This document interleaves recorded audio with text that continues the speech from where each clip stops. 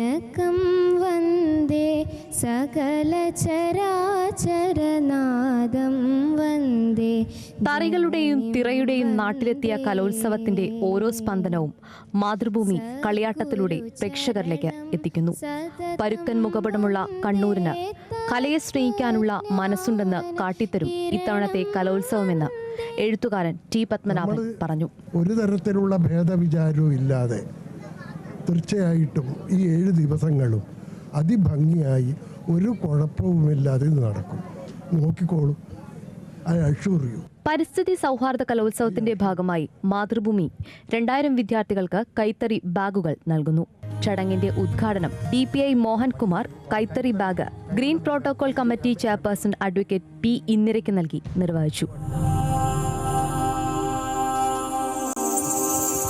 കണ്ണൂർ സൗഹൃദവേദിയുടെ തുടിതാളം ടീമിന്റെ നാടൻ പാട്ടും സ്റ്റുഡിയോ ഉദ്ഘാടനത്തോടനുബന്ധിച്ച് നടന്നു.